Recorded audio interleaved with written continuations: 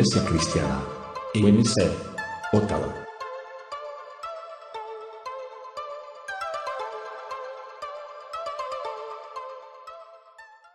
Shalom Ubraja, paz y bendición. Amén. Qué iglesia grande, ¿no? Gloria al Señor. Amén. Feliz de ver otra vez a todos ustedes y la verdad, pastor, me siento como en mi casa. Ese es un pueblo lindo, hermoso. Gloria al Señor. Hace muchos años, en el año 88, me llamaron para orar por un niño que estaba poseído de un demonio. Y esa familia frecuentaba una iglesia pentecostés y muy grande, tenía muchas iglesias en la ciudad. Era una denominación que tenía, en todo Brasil tiene casi 17,000 iglesias.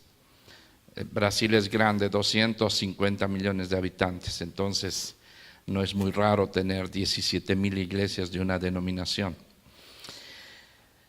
Y cuando este niño quedó poseído de demonio, llamaron a varios pastores de las iglesias donde la familia pertenecía para que hagan una liberación. Y bueno, nunca sabemos la forma en que Dios obra. No es por el hombre, mas es por Dios. Pero bueno, pasó como una semana el niño en un sofá, echado, sin comer, sin beber y gruñendo como si fuera un perro rabioso. Yo era medio nuevo en la fe, estamos en el año 88, yo había conocido al Señor en el 87, pero asumí que la palabra del Señor es verdadera, y donde dice, si usted cree, expulsará demonios. Y pues yo creí, y comencé a expulsar demonios en el barrio donde yo vivía y a predicar la palabra, y personas se venían. Y al poquito tenía un servicio en mi casa, llegamos a tener casi 120 personas dentro de mi casa. No de creyentes que venían de iglesias, sino de vecinos que eran curados, eran sanados, eran liberados. Y ese día una señora se enteró que yo estaba en el barrio tocando con una, en Brasil le decimos con vara corta, al enemigo. Dijo, ¿por qué no lo llamamos al misionario Mordejai para que ver si él puede orar? Me llamaron y fui. Un jueves, era 7 de la noche, y no sé por qué, solo sé que por el poder del nombre de Yeshua, de Jesús, llegué, puse la mano sobre el niño y dije, Satanás, suelta a este niño ahora, en el nombre de Jesús. Y el niño despertó, no sabía dónde estaba. Todos me miraron, yo no entendía qué pasó, hasta yo me sorprendí. A veces pasan cosas, ¿no? Que uno dice, una vez me pasó de ir a orar por un señor que tenía una pierna corta, 18 centímetros, después de un accidente de moto. Le cortaron 18 centímetros de fémur. Y dijo, ¿por qué no ora por mí? Dije, sí. Pierna, crezca en el nombre de Jesús. Y la pierna creció. Casi me desmayo. No lo pude creer. ¿Y saben qué pasó aquel día cuando ese niño fue liberado? La familia quedó con mucha gratitud y decidieron hacer un servicio al día siguiente de acción de gracias en su casa, porque estaban muy avalados, muy tristes de ver a ese niño por una semana poseído por un demonio. Al día siguiente se juntó la familia, varias personas, y me pidieron si yo podía estar para conducir un servicio familiar de acción de gracias. Y comencé a orar, fuimos allá, alabamos al Señor, Y en cuanto estaba allá, uy, yo me olvidé que están traduciendo. Ah, ¿está traduciendo? Ah, bueno, perdón, que ni me di cuenta, estaba hablando muy rápido. Está bien, perfecto. Entonces, ¿qué pasó? Después de alabar, no entiendo por qué, es por la soberanía del Señor. El Señor me muestra una pareja y a una de las señoras a la señora de la pareja, estaba con su marido. Bueno, ahora sí hay que decir que era una pareja de un hombre y una mujer. Antiguamente pareja era pareja de hombre y mujer, pero ahora hay que aclarar, ¿no es verdad? Pero bueno, acostumbrado a aclarar, ahora digo, era una pareja de un hombre y una mujer. Y el Señor me mostró, y le dije, perdóneme, pero el Señor me está mostrando que le está curando a usted de un problema respiratorio de toda la vida, y no sé por qué sentí en el Señor que el Señor le está curando a usted ahora. Y la mujer me dice, ¿cómo lo sabía? Dijo, yo no lo sabía. El Señor me puso en mi corazón. Dice, porque desde nací yo sufro de asma crónica, que generalmente paso mitad del mes en los hospitales. Y pues el Señor le está curando ahora. Una semana después me llamó esa señora y la familia y pidieron para hacer un servicio de acción de gracias otra vez. Y esta señora me dice, hace una semana que no tengo ni un problema respiratorio y quería darle gracias a Dios. Yo soy espiritista y yo tengo mi marido, junto con mi marido tenemos un centro espiritista. No sé si conocen ese grupo que se llama Kardecismo o Allan Kardec. Allan Kardec es un famoso espiritista medium conocido en todo el mundo que creó una denominación espiritista que se llama el Kardecismo. Es de mesa blanca y se reúnen de noche, todos vestidos de blanco, se agarran las manos e invocan a los espíritus de los muertos para que vengan y se comuniquen. Y muchas veces, por ejemplo, dicen que viene el espíritu de la abuelita que murió hace 5 años y les habla. Les dice, ay, ¿te acuerdas cuando hiciste? Y se comunican. Sabemos que es condenado por la Biblia, es abominación al Señor. Siempre existió en la Biblia, inclusive en los tiempos bíblicos, los que hablan con los muertos, al punto que el rey Saúl fue a buscar a la bruja, a la medium de Endor, para pedirle que lo busque al Señor, que lo busque a Samuel. Pero la Biblia dice que subieron espíritus, aunque en español dice dioses, pero es espíritus, Elim, no Elohim. Muy bien, ¿por qué estoy yendo con esto? Esta familia quedó tan grata por la cura que había recibido que me dicen, ¿sabe qué, hermano? Le queríamos invitar a nuestro centro espiritista para que usted venga y nos dé una charla. Bueno, yo dije, yo soy luz. Y algunos hermanos me daban codo, no, no vayas, te vas a contaminar, no puedes entrar allí. Pero yo pensé bien, la Biblia dice que nosotros somos luz, donde hay tinieblas. Y cuando, por ejemplo, aquí hay luz, ¿no es verdad? Si yo abro una cajita de cartón que esté todas, por ejemplo, yo tengo esta cajita aquí, está toda oscura por adentro porque está cerrada. Si yo abro esta cajita, ¿será que la oscuridad va a llenar este lugar? No. Cuando abra la cajita que está oscura por adentro, la luz va a llenar la cajita.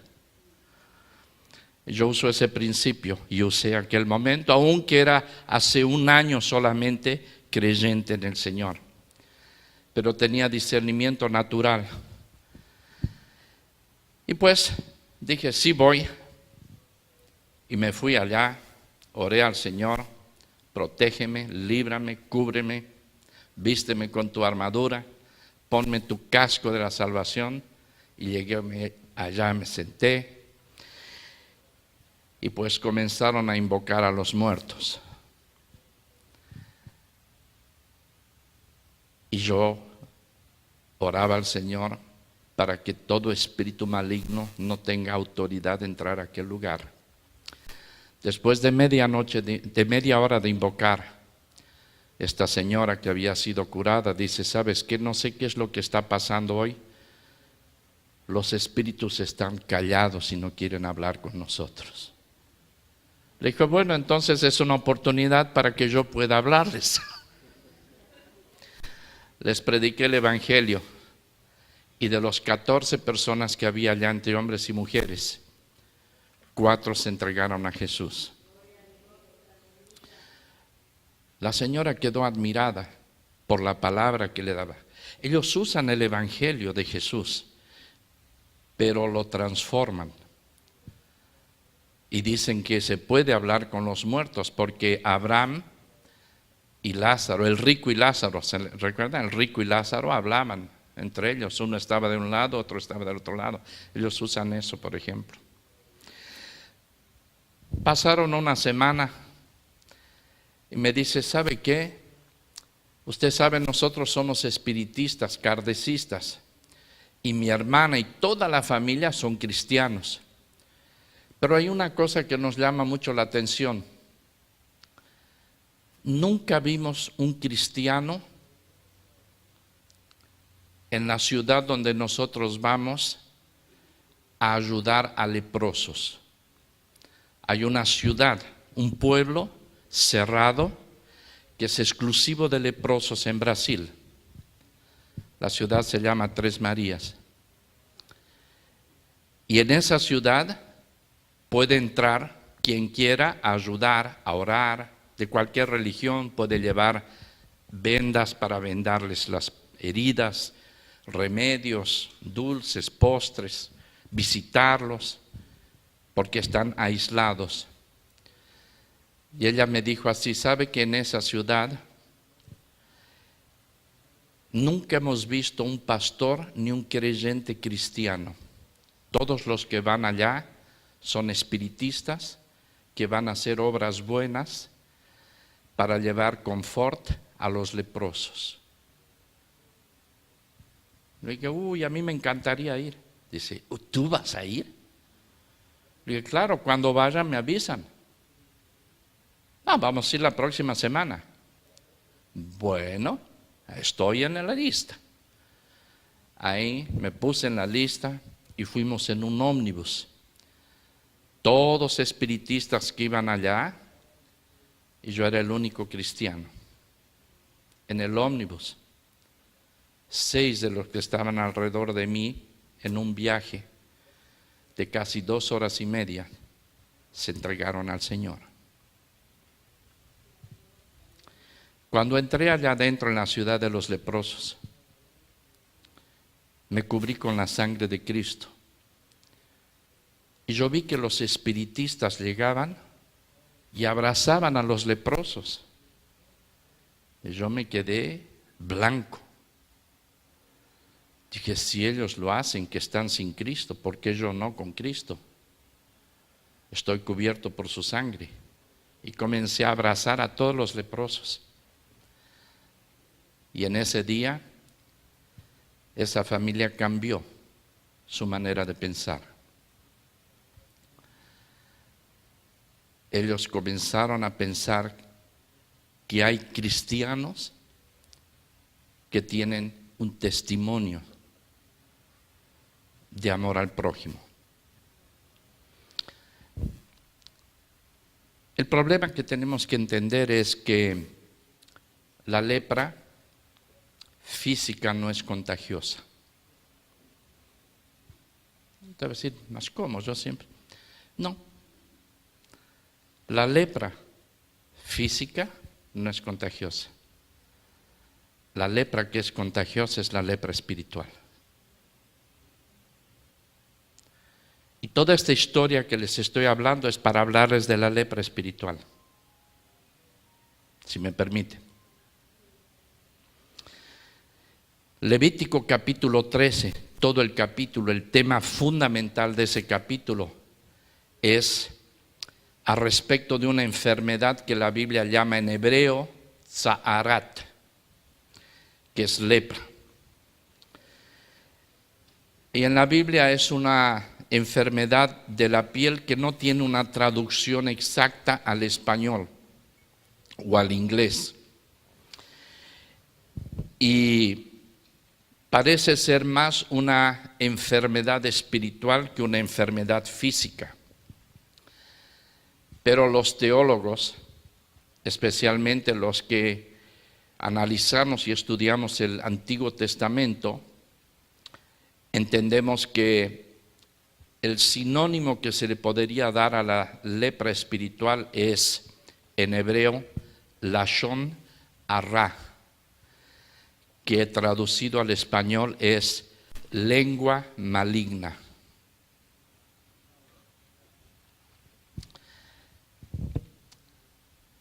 La lengua maligna no infecta personas, pero mata personas.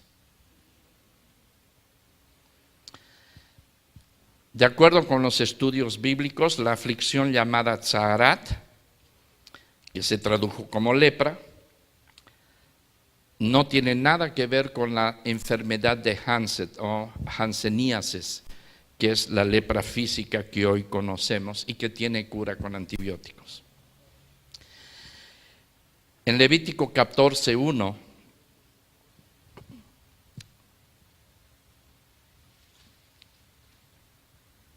dice: Zot tihye torat ametzorah beyom taorato ubehaba al Cohen. Traducido, el Señor habló a Moisés diciendo: esta será la ley del leproso en los días de su purificación, o sea, en el día que fue sanado. Él tendrá que ser llevado al sacerdote. Y el sacerdote saldrá fuera del campamento, el sacerdote lo examinará y verá si la lepra ha cesado y el leproso está sanado.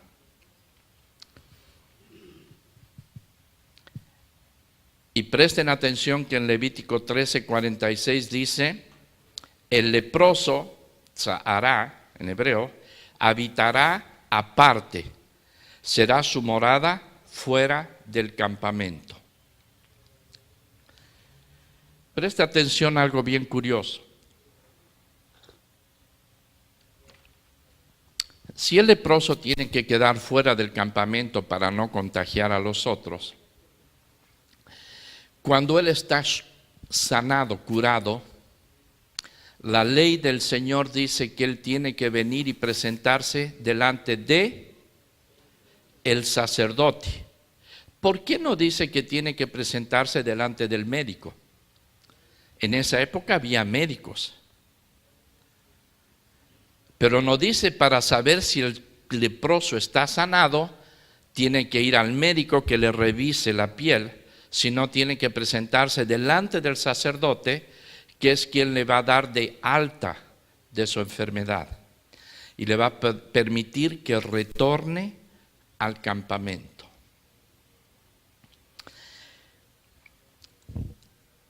Déjenme explicarles de dónde viene Metzorah, la palabra en hebreo. Y bueno, si pudiera usar, no lo preparé, pero ahora que sé, la próxima vez que tenga que mostrarles algo, vamos a usar el PowerPoint para mostrar. Pero si pudiera mostrarles, ustedes verían que la palabra en hebreo, Metzorah, es Mem Tzadik Reish Ain. Y cuando se la divide en el medio, forma dos palabras. O sea, es una junción de dos palabras, pero separadas. Metzorah viene de la palabra Motzi Ra. Motzi viene de poner para afuera, de sacar. Ra es malo, maligno. Al punto que el dios de los egipcios principal se llamaba Ra, que en hebreo es malo. Entonces, la palabra motzi ra significa expresar el maligno o decir cosas malas. Tenemos también dos palabras en hebreo, una se llama tahor, que es puro, y la otra es tamim, que es impuro. Entonces en la Biblia cuando ustedes ven que hay algo impuro o hay algo puro, van a ver que dice tahor o tamim. Pero así como les dije, la cajita de luz, por ejemplo, es bien definido la diferencia entre lo que es puro y lo que es impuro. Lo que es puro puede contaminarse con un poquito de impuro y ya no es más puro. Por ejemplo, si usted tiene un vaso de agua cristalina, le echa una gota de tinta, inmediatamente esa transparencia queda, digamos, afectada. Pero si usted tiene un pote de tinta y le echa una gotita de agua, usted no va a ver que esa gotita de agua, o sea, nosotros no podemos hacer lo impuro menos impuro. No podemos mejorar lo impuro. O sea, vamos a mejorar un poquito lo impuro. O sea, el adulterio es adulterio, no lo podemos mejorar para que sea mejor. O sea, lo que es impuro, abominación es abominación. Hay que cambiarlo radicalmente, sacar de raíz. Tahor y tamé son dos niveles diferentes.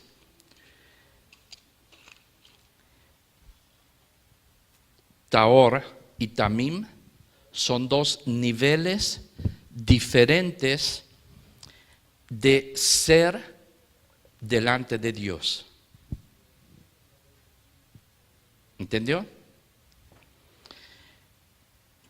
Entonces, a los ojos del Señor, una persona pura es como esa persona es delante del Señor.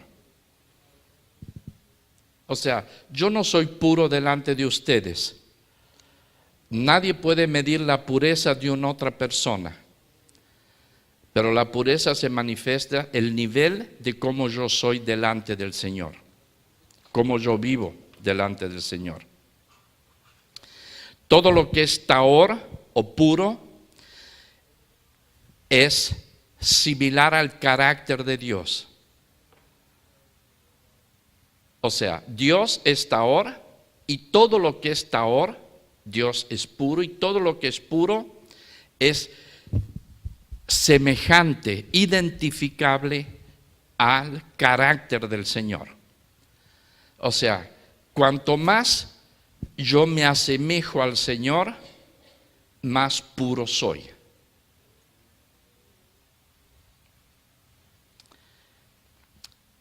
La Biblia nos dice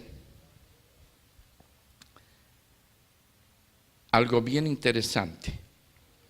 Dice el Señor en hebreo, en Génesis, capítulo donde habla de la creación de Adán, dice así: Naase et Adam ketzalmeinu. Lo han traducido: hagamos al hombre a nuestra imagen y semejanza. En verdad, no dice que es a la imagen de Dios en hebreo. Porque si diría hagamos al hombre a nuestra imagen, igual a nosotros, nosotros seríamos dioses. Si Dios hace algo igual a sí mismo, ese algo es Dios también. Entonces, la Biblia en hebreo no dice a nuestra imagen. En hebreo dice, hagamos al hombre de acuerdo como nuestra sombra. Salmeino no es imagen, sino sombra. Entonces Dios quiere hacer al hombre como si fuera una sombra de él. ¿Qué significa? La sombra de una persona es como la digital, la huella digital.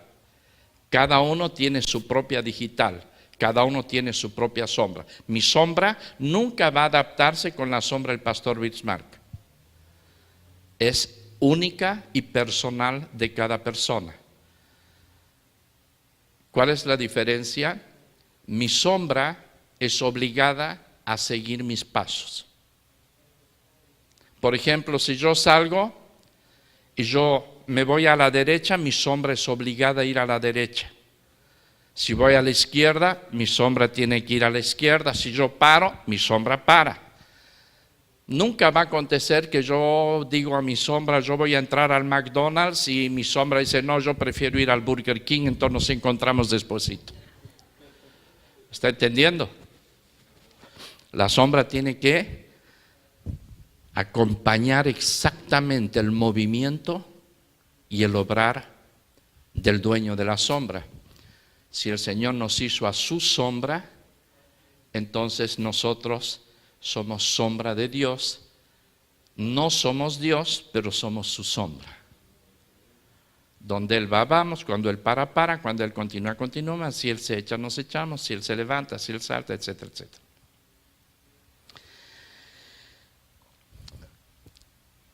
Números 12:1.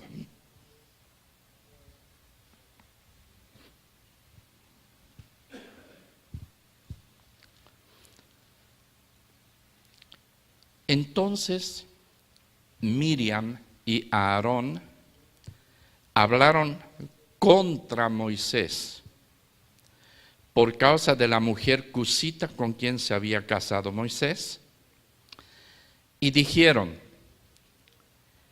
¿es cierto que el Señor ha hablado solo mediante Moisés? ¿No ha hablado también mediante nosotros? Y dice, y el Señor oyó lo que dijo Aarón y Miriam, o lo que Miriam le dijo a Aarón. En el versículo 9 leemos, y entonces se encendió la ira del Señor contra ellos, y el Señor se fue. Pero cuando la nube se retiró de sobre la tienda, he aquí que Miriam estaba leprosa, blanca como la nieve. Y cuando Aarón se volvió hacia Miriam, vio que ella estaba leprosa, y entonces Aarón le dijo a Moisés, Señor mío, te ruego que no nos cargues este pecado, en el cual hemos obrado neciamente y con el cual hemos pecado. Fíjese que cuando Aarón vio que Miriam se quedó leprosa instantáneamente, Aarón tuvo discernimiento espiritual para entender que el problema no fue que ella se contagió de algún leproso por ahí, sino que el pecado de haber motzi ra, hablado maldad, la hizo leprosa. No permitas que ella sea como quien nace muerto, que cuando sale del vientre de su madre su carne ya está medio consumida. Y Moisés clamó al Señor, diciendo, oh Dios, sánala ahora te ruego. Pero el Señor dijo a Moisés, si su padre le hubiera escupido a ella en el rostro, eso significa lo hubiera despreciado, ¿no llevaría su vergüenza por 7 días? Entonces, que ella sea echada fuera del campamento por 7 días y después puede ser admitida de nuevo. Versículo 15, Miriam fue confinada fuera del campamento por 7 días y el pueblo no se puso en marcha hasta que Miriam volvió. Aquí vemos que la lepra que adquirió Miriam no fue una lepra física, fue causa del pecado de Lashon Ra, mala lengua. El Señor se iró, ella quedó leprosa. Moisés, su hermano, clamó al Señor y el Señor le dice, muy bien, sácala del campamento por 7 días y cuando vuelva a los 7 días va a ser curada. ¿Por qué se sacaba al leproso del campamento si la lepra no era contagiosa físicamente? Porque la lepra es lepra espiritual. Porque Miriam, con Lashon Ra, mala lengua, si quedara en el medio del campamento, iba a contaminar a todo el campamento de Israel con sus palabras malignas al respecto de Moisés. Iba a influenciar a los otros con aquello que tenía en su corazón, que era rabia, porque Dios usaba a Moisés y no a ella o a Aarón de la misma manera. Eso pasa hoy en día en las iglesias. En las iglesias, por ejemplo, cuando hay una persona que, llevada por el espíritu de Jezabel, entra dentro del grupo y comienza Lashon Ra, lengua maligna. Habla con uno mal del pastor, habla con el pastor mal del otro, de aquí a poco está hablando mal de todo el mundo tiene problemas, nadie les queda bien. Y comienza a contaminar como una manzana podrida a todo el frutero. Esa persona tiene lepra espiritual. La Biblia dice que el leproso, Motzirá, Metzorá, tiene que ser puesto para afuera. ¿Para qué? Primero, para que no contamine a los otros, pero principalmente para que estando fuera, en su tiempo de sufrimiento, medite sobre sus actos y tenga posibilidad de arrepentirse. Antiguamente en las iglesias, cuando algún hermanito, alguna hermanita, un pastor o quien quiera que sea, un oficial de la iglesia, cometía algún pecado, se lo arrepentía o se lo dejaba ¿qué? Sentado en el banco, a un lado. No se lo echaba de la iglesia, pero se lo sentaba. Y la persona tenía que estar un tiempo como si fuera en la heladera, hasta que se vean frutos de arrepentimiento. Dice, sí, me arrepentí. Ah, qué bueno, gloria a Dios. Entonces puedes quedarte sentadito ahí en un lado hasta que el Señor mande. ¿Por qué? Porque decir me arrepiento es fácil, pero mostrar frutos de arrepentimiento lleva tiempo. Cuando usted aceptó a Jesús, se entregó al Señor, Señor, me arrepiento de mis pecados. ¿Ya está listo? ¿Todo bien? ¿Todo arreglado?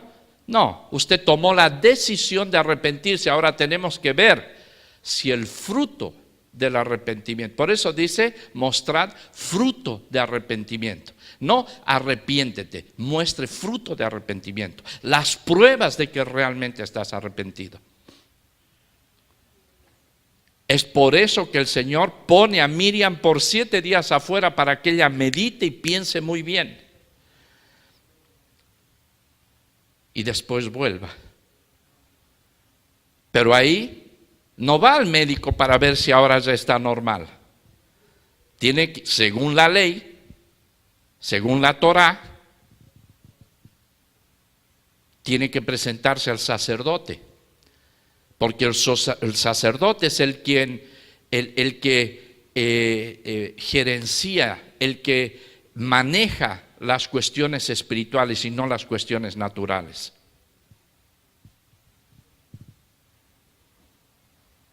¿Están entendiendo? El leproso bíblico es el leproso espiritual. Es aquel que usa su boca para contaminar a los otros.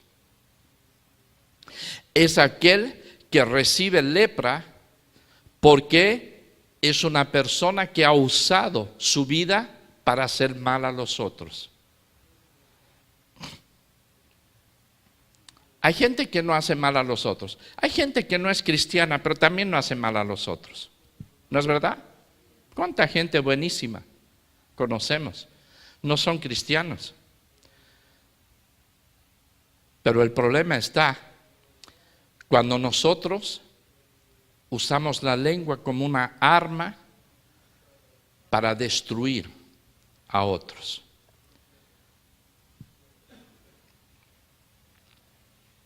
¿Están entendiendo más o menos dónde vamos? Había un leproso bien famoso llamado Naamán, Segunda Reyes capítulo 5.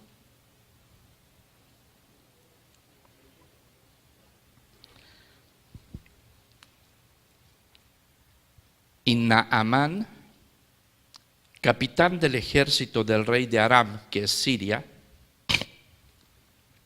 era un gran hombre delante de su Señor y tenido en alta estima, porque por medio de él el Señor había dado victoria a Siria. También el hombre era un guerrero valiente. La Biblia dice, pero leproso. Y habían salido los arameos en bandas y habían tomado cautiva a una muchacha muy joven de la tierra de Israel, y ella estaba al servicio de la mujer de Naamán. Y ella dijo a su señora, a la esposa de Naamán, si mi señor estuviera delante del profeta que está en Samaria, él entonces lo curaría de su lepra. Su Biblia dice así, que la niña dijo, ojalá estuviera, ¿no? ¿Dice así, ojalá, en su Biblia? ¿Sí? ¿No dice ojalá? Algunas Biblias, en el versículo 3 de Segunda Reyes 5. ¿En alguna de ustedes dice ojalá? ¿No? Porque algunas versiones dice ojalá. Y es bien común los hispanos decir ojalá, ¿no? Nunca más diga ojalá. ¿Sabe por qué? Esa palabra no es español. Esa palabra lo introducieron los musulmanos, los moros, que conquistaron España por 8 siglos. Y es o Alá. Entonces, cuando usted dice ojalá, usted está diciendo oh Alá, está clamando a Alá, el Dios de los musulmanos, que no es el mismo Dios que usted sirve, es el Dios media luna. Por eso en todas las banderas y en todo lado en los musulmanos es una media luna, porque es el Dios media luna que es Alá. Eso dice, oh Alá, usted está clamando a Alá y no al Dios de Israel.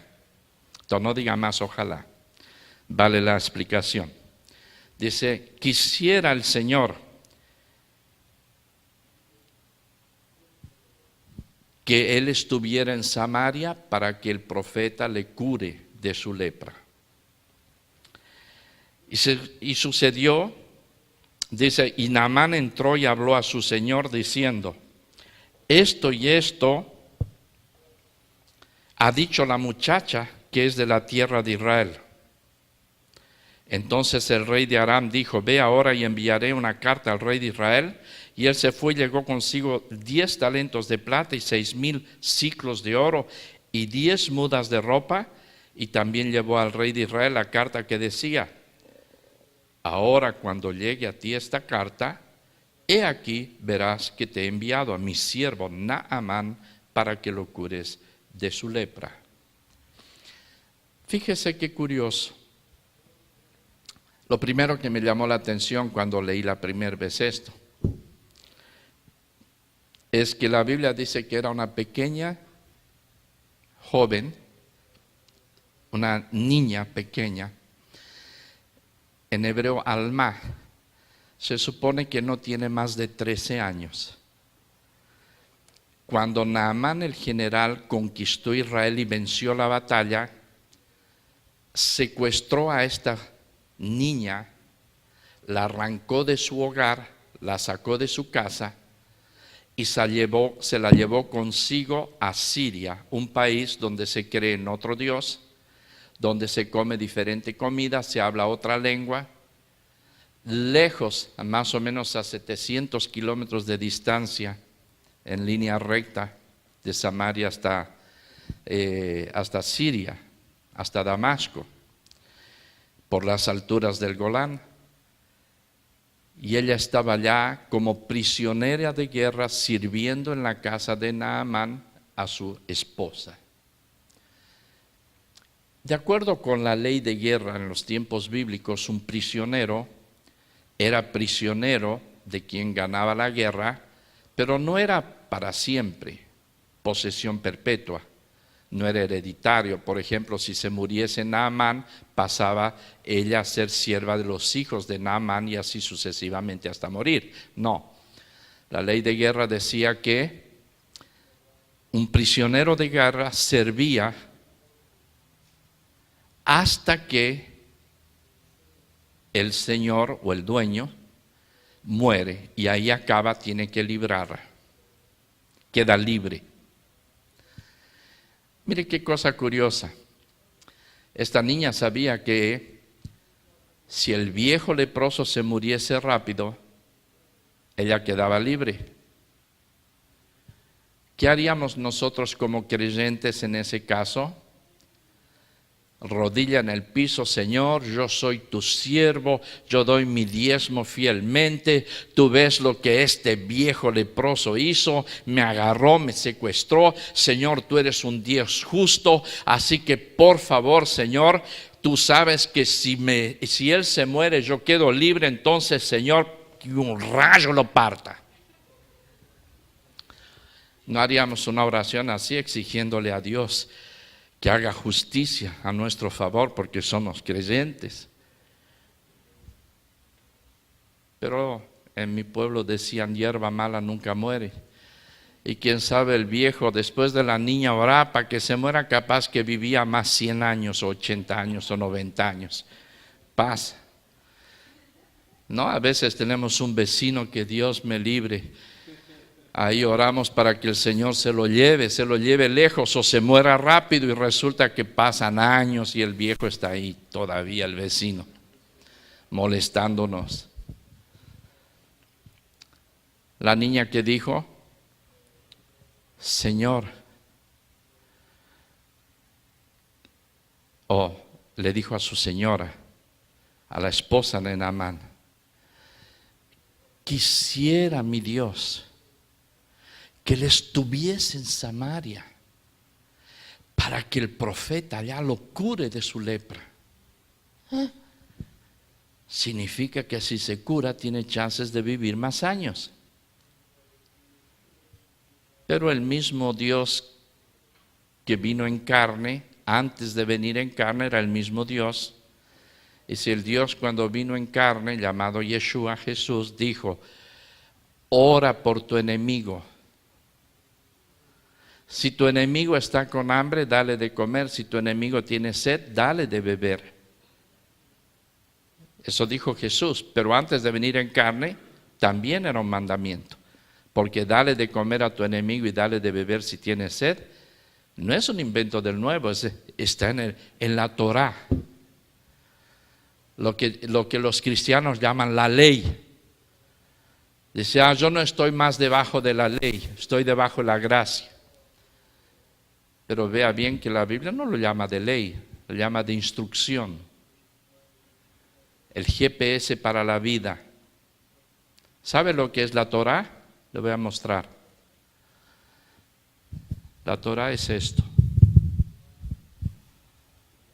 Antiguamente, un profesor decía 2 por 2, 4, 2 por 3, 6.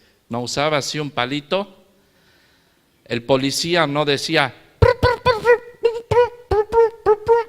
indicando la dirección. Eso es Torá. Torá es para indicar la dirección, para mostrar el camino. El pastor usa una Torá para llevar a sus ovejitas. Cuando yo era niño, agarraba una rueda de bicicleta vieja y agarraba una Torá y corría atrás de la rueda. ¿Ya hizo usted eso? ¿Sí? ¿Quién lo hizo? Los más viejos. Los jóvenes lo hacen todo virtual en el tablet, pero nosotros lo hacíamos en la calle, ¿no? Eso es Torá. La Torá dice, ama a tu enemigo. Porque es fácil amar a quien te ama, pero no es fácil amar a quien te odia. Esta niña, sabiendo que si se moría el hombre, ella quedaba libre, ella ora a Dios para que él se cure. La historia dice que fue Naamán para Samaria. Primero llegó al rey de Israel con las cartas. El rey de Israel se enojó mucho. Dice, ¿cómo? Yo soy Dios para curar a un leproso. Ya ves que él está buscando una ocasión para entrar en guerra conmigo, ofendiéndome. Entonces el profeta Eliseo escuchó que había venido Naamán el leproso con cartas y con regalos para el rey. Y le dijo así, dile al leproso que venga a mí y sabrá que hay profeta en Israel. Cuando dice sabrá que hay profeta en Israel, él no quería exaltarse a sí mismo. Al decir sabrá que hay profeta significa que hay un Dios verdadero que obra a través del profeta. No es el que hace, es el Dios. Es dar testimonio del Dios Todopoderoso que cura la lepra. ¿Cuál lepra? La lepra espiritual. La física también, claro. Es más fácil curar la lepra física que la espiritual. Es más fácil resucitar a un muerto que un muerto se someta a Dios, o que un vivo se someta a Dios. Porque cuando usted le habla del Señor a un vivo, el vivo puede decir no quiero, pero quiero ver al muerto, le dice levántate y el muerto dice no quiero, no me da la gana.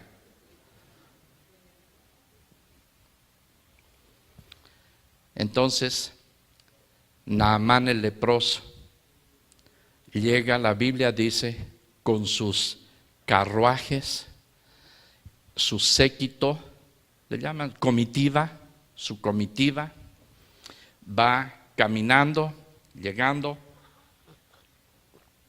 a Samaria, a la casa del profeta Eliseo. Eliseo vivía en Samaria, al ladito del mar, del río Jordán. No había asfalto, no había pavimento, no estaba urbanizado y no era un condominio de profetas.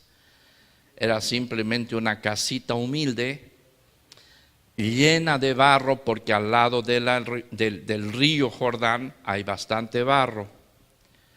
Y cuando llega el Naamán el leproso, primer ministro de Siria, con su comitiva de carruajes y caballos. Entonces, yo me imagino, es lógico, no lo dice, pero me imagino que paró con sus carruajes, sus caballos, y bajó corriendo sus siervos, y vieron que estaba todo barro, le pusieron una alfombrita roja para que Naamán, el primer ministro de Siria, leproso, no se ensucie sus botas de charol al pararse en el barro. Entonces pone su pie así en el carruaje y sin mirar para allá, porque él es el general, Naamán, llama a unos siervos, dice: vayan y díganle que ya llegué, que venga a curarme. ¿Por qué que fue con una comitiva entera? Carruajes y comitiva, porque era un general que había vencido la batalla. Si él se iba solito, lo descuartizaban. Entonces él tenía que llegar con guardaespaldas y bastantes tropas para cuidarlo. Entonces los siervos corren, toc, toc, toc, toc. Eliseo, que no está en su videogame, sino que está en las escrituras leyendo, sin sacar los ojos del escritor, dice: ¿quién es? Dice: somos los siervos de Naamán, el primer ministro de Siria. Shh, él está ahí, te está llamando. Vaya, por favor, que él no es muy paciente. Y Eliseo, sin sacar los ojos de la escritura, dice: él está ahí. Díganle que se vaya a dar un baño en el río Jordán. En Brasil, cuando usted quiere insultar a alguien, pero usted quiere ser fino, porque es creyente, en vez de insultarlo, le dice: anda a tomar baño. No sé si ustedes conocen eso, pero en Brasil, mandar a alguien a tomar baño es decirle que estás podrido, sucio. Entonces, vete a tomar baño. Es una forma bien honorable de insultar a alguien. Pero Eliseo no lo insultó. Simplemente le dijo: dile que se dé baño en el río Jordán. Pero no una vez, 7 veces. Los siervos vuelven caminando, sin saber cómo iba a decirle eso al general Naamán. Y bueno, ya conocían la ira de este hombre que perdía el control fácilmente.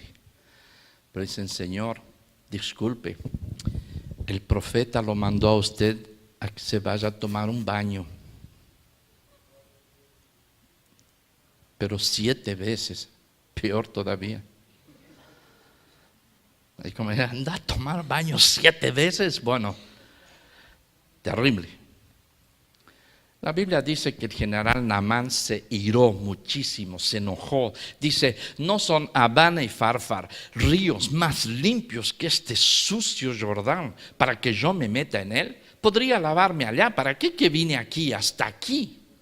Yo pensé que el profeta iba a salir, iba a venir hacia mí, iba a pasar su mano por mi lepra y me iba a curar. Vámonos. Pero un siervo sabio le dice: mi señor, si el profeta te hubiera dicho que hagas una cosa grande para ser curado, no lo hubieras hecho. Como por ejemplo, si te hubiera dicho que te vayas de rodillas 200 kilómetros hasta la Virgen de Lourdes para hacer, tú hubieras ido de rodillas. Cuanto más si él solo te dijo 7 veces en el agua y listo.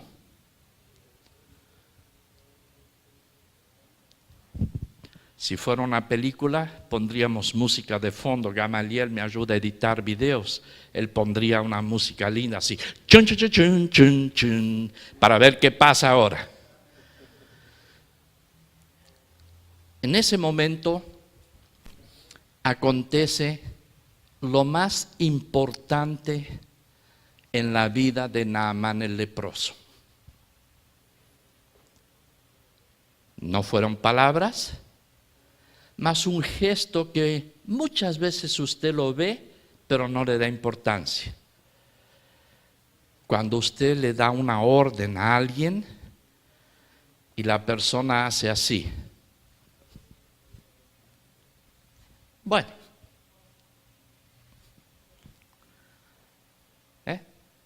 no hagas eso. Bueno. O haz eso. Yo no. Va. Eso fue lo que cambió la vida de Naamán el leproso. Cuando él hizo, ok, imagínense, no había bestiarios para que él se ponga su ropa de baño, su short de baño. Él sabía que si él fuese al agua, al sucio río Jordán, oye, ya es más limpio, él tendría que entrar al agua con su capa de ¿cómo se llama? De terciopelo rojo, sus botas de charol y todo así, entrar al agua. Es una humillación terrible. Ahora imagínense, todos los vecinos que estaban escuchando lo que Eliseo le mandó a hacer al profeta, debían estar en sus balcones, en sus ventanas mirando, gritando así, que se bañe, que se bañe. Era la forma de vengarse de ese hombre. No podían hacerle nada, pero por lo menos humillarlo, que entre al agua vestido así, a un agua sucia, no una más 7 veces. Pero Naamán, ok. Entonces él decide ir hasta el río Jordán para bañarse 7 veces. Ahí al primer paso que él da, él arroja su arrogancia al piso. El segundo paso, se deshace de su orgullo. Ahí Dios comienza a trabajar porque él decide someterse al Dios de Israel, o sea, someterse a lo que el profeta dijo, lo cual exactamente significa someterse a lo que el Dios de Israel dijo a través de este profeta. Entonces, a cada paso que él da, caminando en dirección al río Jordán, comienza la sanidad de su alma. Él a cada paso comienza a convertirse al Dios de Israel. Dice, Pastor Mordejai, me parece que usted está inventando una historia. No, está escrito. Si usted lee, usted va a ver. Lea 2 Reyes 5, de 1 en adelante, usted va a ver. Él comienza a convertir su alma al Dios de Israel. Entonces comienza una sanidad en su alma. Cuando él llega a la borde del río Jordán, él ya estaba completamente sanado en su alma.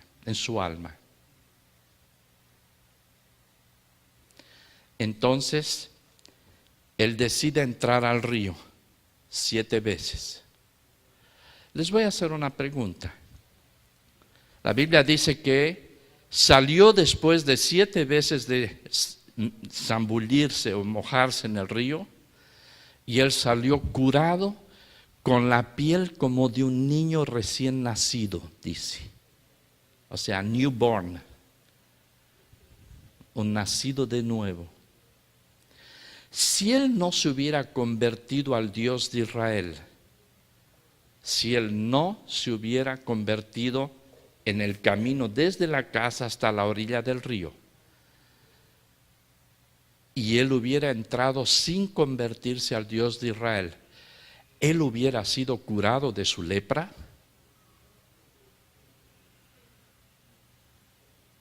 Se quedaron callados. No.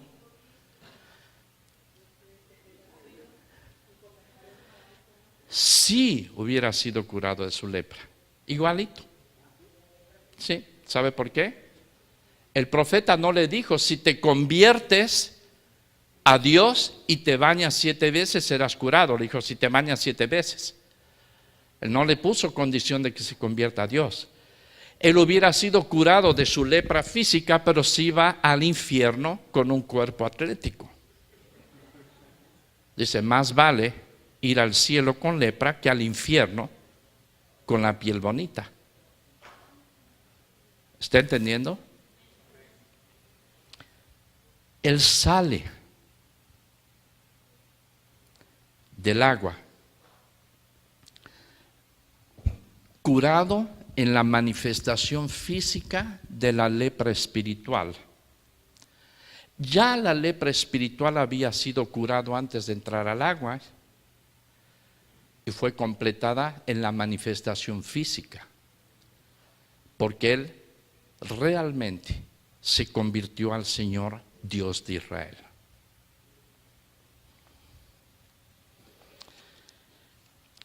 En el versículo 9 leemos,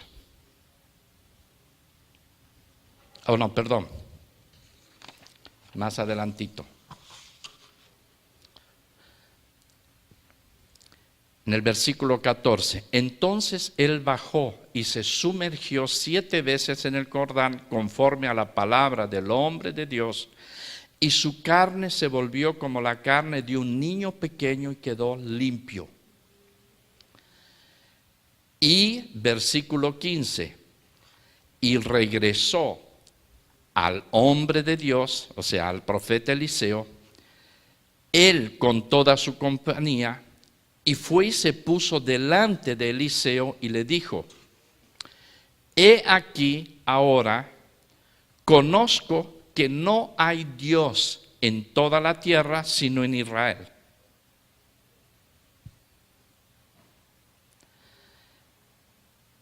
Y en el versículo 17, él quiso darle un regalo, una gratificación a Eliseo. Eliseo no aceptó, entonces le dijo, bueno, y Naamán dijo, pues, si no aceptas la gratificación, te ruego que de esta tierra se me dé una carga de un par de mulos, o sea, un castigo, si es que yo hiciera eso, porque tu siervo ya no ofrecerá sacrificios ni holocaustos a otros dioses, sino al Dios de Israel. ¿Se convirtió o no se convirtió? Porque podría haber entrado al agua, hubiera salido del agua sin lepra, se volvía a Damasco y agradecía al dios Rimón. Pero él dice, no, ahora sé que no existe ni un Dios a no ser el Dios de Israel, y nunca más ofreceré sacrificios ni holocaustos a otros dioses, sino solamente al Dios de Israel. Y no solo se convirtió, él ya estaba preocupado con testimonio, con apariencia del mal. Ya comenzó a dar frutos de conversión.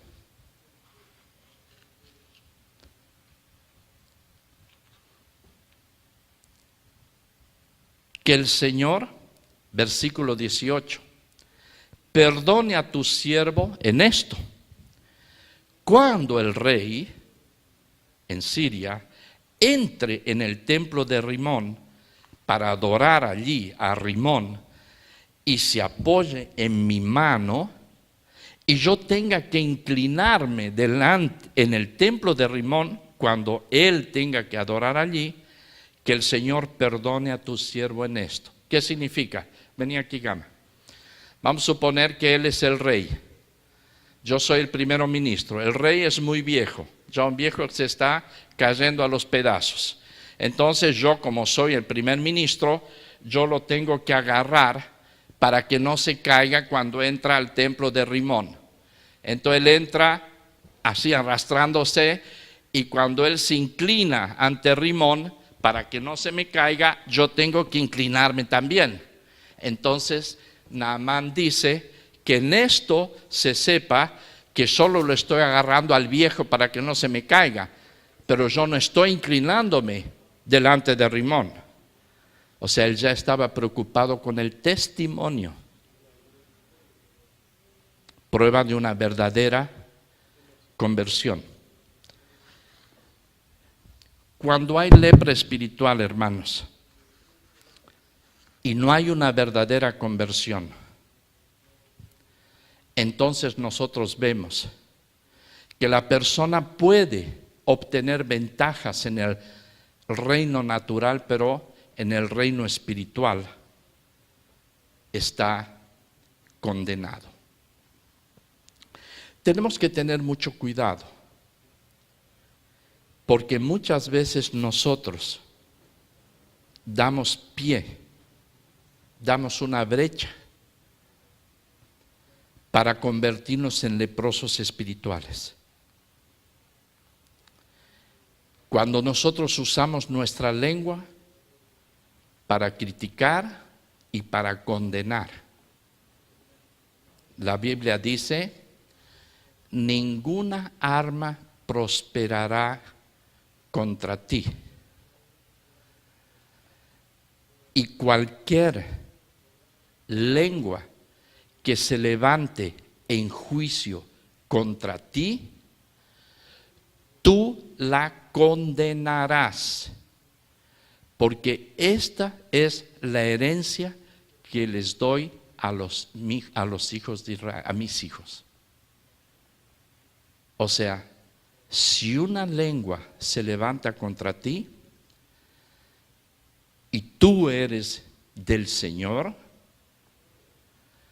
el Señor te dice que tú tienes que condenar esa lengua. Y esta es la herencia que el Señor te da. En ese caso, tú no tienes que pedirle al Señor que condene esa lengua. Él dice que eres tú que lo tienes que hacer. Tú, eso está escrito. Tú tienes que poner al leproso fuera del campamento. ¿Cómo se pone a un leproso fuera del campamento? Pastor, si hay un leproso espiritual, Motzirá, que habla maligno todo el tiempo, influencia a los otros, desencoraja, no sé si la palabra es español, desanima a los otros, que habla mal de pastor, que me está viendo, ¿por qué que la mujer del pastor no está aquí con él?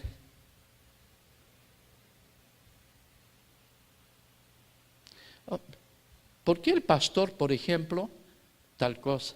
¿Por qué la esposa del pastor no hace tal cosa? ¿Por qué aquel hermanito que está allá atrás está con su celular en la hora de la alabanza? No, no es verdad, estoy dando un ejemplo.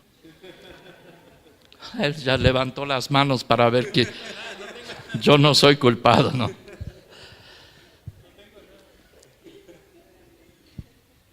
Usted no juzgue. El otro día vino mi hijo en la congregación y dice: ¿te diste cuenta que tal hermanito estaba con el celular en cuanto tú estabas predicando?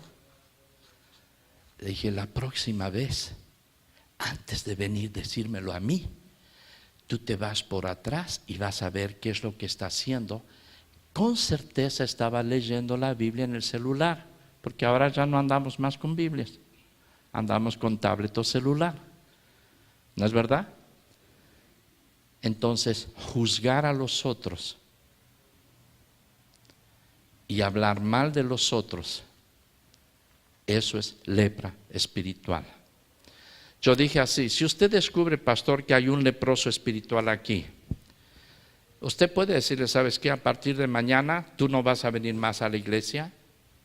No, usted no le puede decir eso, ¿no es verdad? Entonces, ¿cómo lo ponemos afuera del campamento?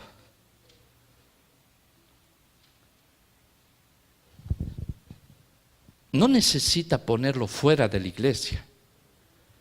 La mejor forma de cerrarle la boca a un metzorá, a un leproso espiritual, es cerrando sus oídos. Dice, ¿sabes lo que me enteré ayer? Dice, no lo quiero saber. Cuando alguien le viene a usted y dice, ¿sabes lo que supe? ¿Sabes lo que me dijo la hermana? No te imaginas lo que pasó. Todas esas introducciones a una conversación son malignas. La Biblia dice, si en eso hay dignidad, honor, si es de valor, si ayuda, si edifica, en esto pon tu atención. Pero cuando el leproso espiritual busca un cómplice para arrastrarlo, para contaminarlo, es para dividir la culpa. El principio espiritual de rebelión, lo enseñé ayer en Shiftei, es buscar un cómplice. Satanás se rebeló contra Dios en el cielo y no lo fue suficiente. Cuando cayó necesitó un cómplice. La ciudad está viendo que no soy solamente yo. Entonces le dijo a Eva, Dios te dijo a ti que no comas. Lo que pasa es que Dios no quiere que tú sepas el bien y el mal. No quiere que seas como Él. Pero tú puedes ser como Dios. Como yo no pude ser como Dios, pero me echó del cielo, pero yo no puedo ya. Mi chance, más tú puedes. Entonces Eva comió del fruto del conocimiento del bien y del mal, y la Biblia dice que le dio a Adán. De aquí a poquito, los dos descubrieron que estaban desnudos. Y viene el Señor paseando por el atardecer, le dice, Adán, ¿por qué te pusiste en taparrabo? Dice, porque me di cuenta que estaba desnudo. ¿Y quién te enseñó que estabas desnudo? No fui yo.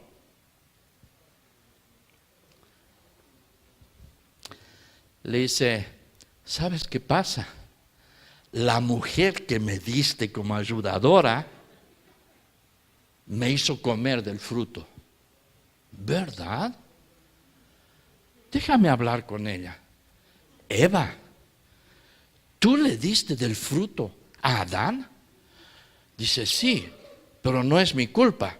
La serpiente que tú echaste del cielo es la que me indujo. Suerte que Dios no le preguntó a la serpiente, porque la serpiente le hubiera dicho, si no me hubieras echado del cielo hubiera estado todo bien. O sea, Eva le echó la culpa a Adán le echó la culpa a Eva le echó la culpa a la serpiente, y la serpiente le echó culpa a Dios. ¿Entiende? Todo el que tiene lepra espiritual no obra solito. Necesita un cómplice, alguien que le escuche. Entonces la forma de ponerlo fuera del campamento es aislarlo para que no contamine. ¿Y cómo yo lo aíslo? No dándole oídos. Dice, ¿sabías lo que pasó? No quiero saber. Usted aisló al leproso espiritual.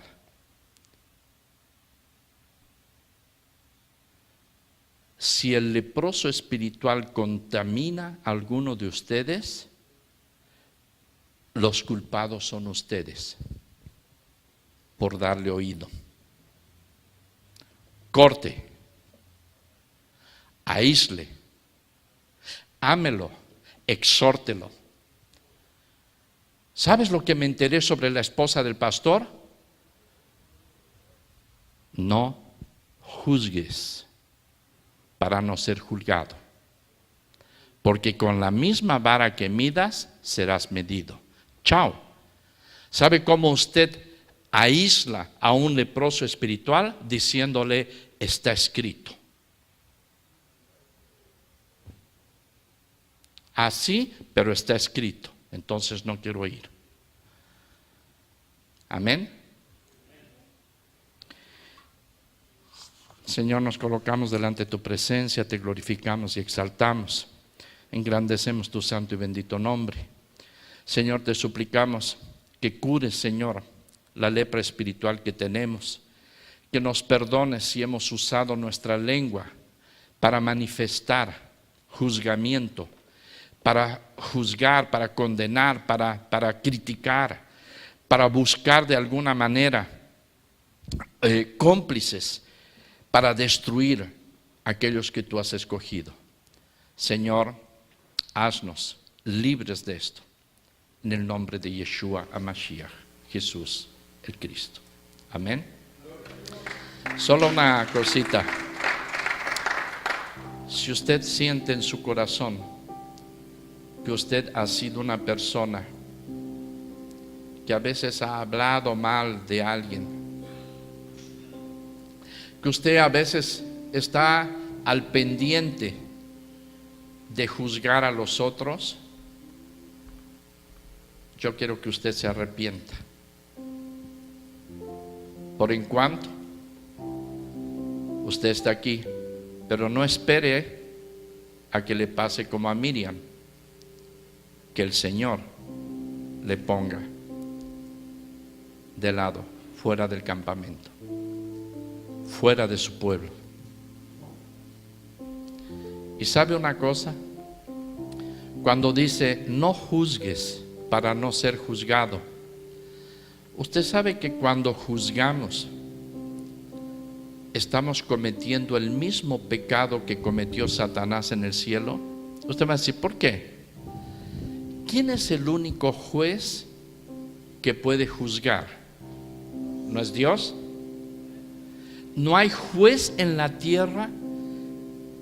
Si hay alguien que estudia abogacía aquí o es abogado, no hay juez en la faz de la tierra que pueda tener juicio justo, porque es un humano. El único que sabe realmente el corazón es Dios. ¿Cuál fue el pecado de Satanás? Quiso sentarse en el trono de Dios, ¿no es verdad? Ese es el pecado capital. El pecado capital no fue comer una manzana, como dice la Iglesia Católica. El pecado capital no fue en la tierra, en el jardín del Edén. El pecado capital fue en el cielo, cuando Satanás quiso ser como Dios y sentarse en el trono de Dios. Si el único que juzga es Dios, y yo me pongo a juzgarlo al pastor o al hermanito o a usted, ¿qué es lo que estoy haciendo técnicamente hablando? Me estoy sentando en el trono de Dios y asumiendo el papel de juez, que es el único que lo puede tener es Dios. Entonces estoy cometiendo el pecado capital, sentándome en el lugar de Dios para hacer aquello que Dios solo puede hacer, que es juzgar a cada uno de nosotros. Arrepiéntase y dígale, Señor, que nunca en la vida yo sea de lengua maligna, que nunca use mi lengua para destruir, mas solamente para construir, y que mi corazón sea limpio con respecto a todos, porque aquello que tiene el corazón es lo que expresa la boca. Amén. Que el Señor me los bendiga.